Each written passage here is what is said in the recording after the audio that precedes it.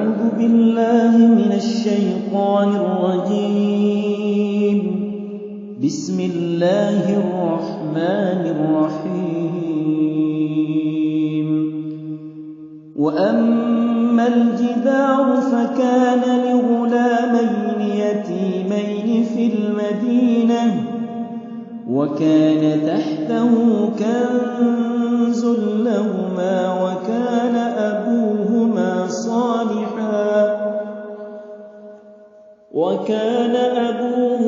صالحا فأراد ربك أن يبلغا أشدهما ويستخرجا كنزهما رحمة من ربك وما فعلته عن أمري ذلك تأويل ما لم تستطع عليه صبرا.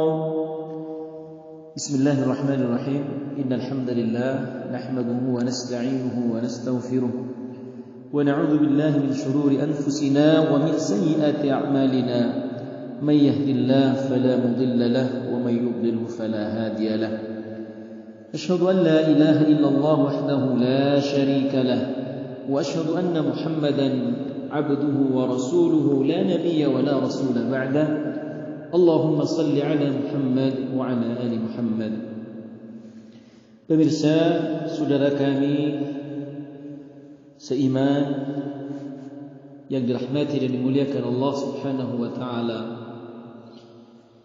Kita memahami bahwa harta dan anak adalah fitnah. Fitnah di sini bukanlah musibah, tapi fitnah diartikan sebagai ujian. Ujian berarti bagaimana sikap kita dalam menjadikan ujian ini sebagai jembatan untuk menuju ridha Allah Subhanahu wa taala. Hadirin pemirsa yang dirahmati Allah Subhanahu wa taala, ujian, tugas kita menerima ujian itu dengan perasaan senang, ikhlas. Bersikap terhadap ujian adalah kita hadapi dengan sabar dan bil hikmah. Nah, salah satu hikmah dari ujian itu kita memberikan yang terbaik untuk anak kita. Bukan hanya kita berjuang menjadikan anak-anak kita salih dan salihah, tapi sebelumnya kita harus menjadi contoh yang baik untuk anak-anak kita. Sudah dirahmati Allah Subhanahu wa taala, seorang alim Fudail bin Iyad berkata, saya melihat perubahan akhlak istri dan anak-anakku, namun saya tidak langsung menyalahkan mereka. Tetapi saya tahu diri, kata beliau, dosa apa kira-kira yang telah aku lakukan sampai istri dan anak-anakku berubah akhlaknya. Saudara dirahmati Allah, ini berarti sebenarnya untuk memperbaiki dan mengharapkan keturunan kita menjadi salih dan salihah, itu dikembalikan kepada diri kita sendiri. Ikhwah fiddin, saudara dirahmati Allah Subhanahu wa taala, teringat kami dengan firman Allah yang saya bacakan tadi di muqaddimah, di mana Allah menjaga warisan-warisan anak-anak yatim, sebab keluarganya adalah keluarga yang salih. Kakeknya salih, orang tuanya salih, ya. Mereka semua adalah orang-orang yang salih. Allah berfirman, wa ammal jidaru fakana lighulamayn yatimayn fil madinah wa kana tahtahu kanzun lahumā wa kana abūhumā ṣāliḥan فأراد ربك أن يبلغا أشدهما ويستخرجا كنزهما رحمة من ربك وما فعلته عن أمري ذلك تأويل ما لم تستطع عليه صبرا. Adapun dinding rumah adalah kepunyaan dua orang anak yatim fil Madinah, di kota itu. Wa tahtahu kanzun, di mana di bawahnya ada harta benda simpanan bagi mereka berdua, sedang ayahnya ini saudara yang dirahmati Allah, sedang ayahnya adalah seorang yang saleh. Maka Allah Tuhanmu menghendaki agar supaya mereka sampai kepada kedewasaannya dan mengeluarkan simpanannya sebagai rahmat dari Allah Tuhanmu. Subhanallah, sudah dirahmati Allah. Allah Subhanahu wa taala melindungi keluarganya, keturunannya, sampai mereka menjadi anak yatim, tapi Allah masih melindungi harta dan warisan mereka. Sebab apa? Kesalihan orang tuanya. Sebab kesalehannya sampai bisa terjamin membawa keberkahan hingga 7 keturunan. Sudah dirahmati Allah Subhanahu wa taala, dimanapun berada yang dirahmati Allah. Jadi kesalehan orang tua dapat menjamin keberkahan anak-anak kita. Bahkan bisa membawa keberkahan sampai 7 keturunan kita. Begitu luar biasanya bagaimana berkah dan manfaatnya. Bahkan manfaatnya bukan hanya di dunia, tetapi manfaatnya juga berlanjut di akhirat. Orang tua yang saleh, orang tua yang beriman, yang mukmin akan membawa keluarganya mendapatkan keridhaan Allah dan surga Allah. Allah berfirman, a'udzubillahi minasyaitonir rajim.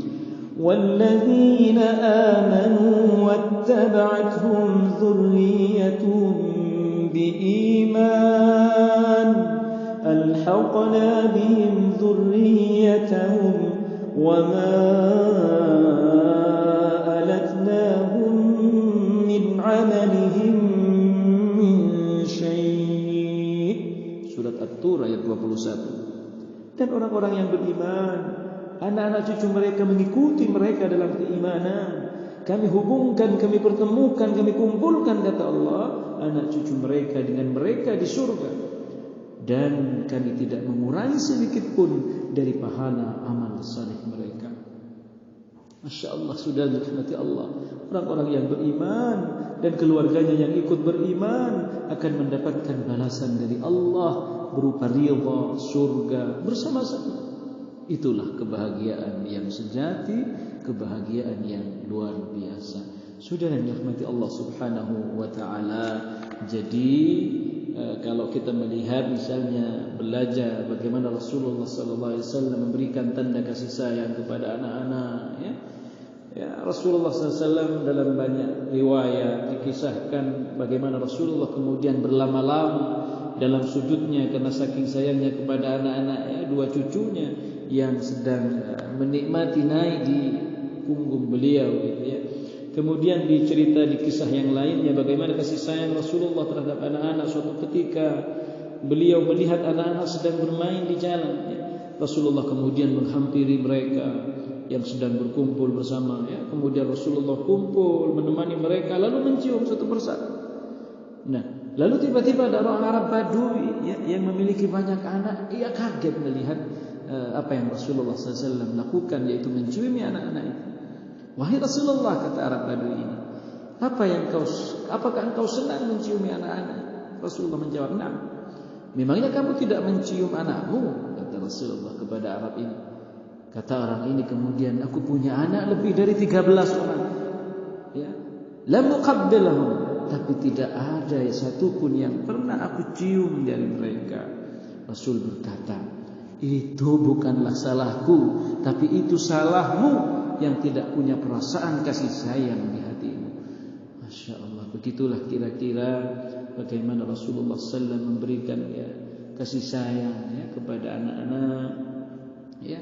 Oleh karena itu, saudara hadirin pendengar yang dirahmati Allah, ajaran Islam, ya, yang sangat luar biasa sempurna, memberikan pelajaran dan solusi dari segala masalah, terutama dalam hal urusan anak-anak.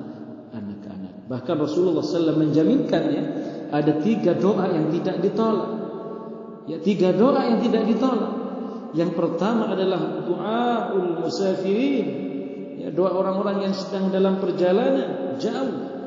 Ats-tsani, kemudian yang kedua adalah doa orang yang dizalimi, da'watul mazlum, yang diambil hartanya, yang dicuri haknya, yang difitnah dan macam-macam, ketika dia berdoa akan dikabulkan. Ini yang kedua. Yang ketiga, da'watul walidain, doa orang tua. Bahkan kata ulama, doa orang tua yang baik maupun yang buruk, dua-duanya akan dikabulkan oleh Allah Subhanahu wa taala. Karena itu Rasulullah sallallahu alaihi wasallam mengajarkan agar kita senantiasa mendoakan yang terbaik untuk anak-anak kita.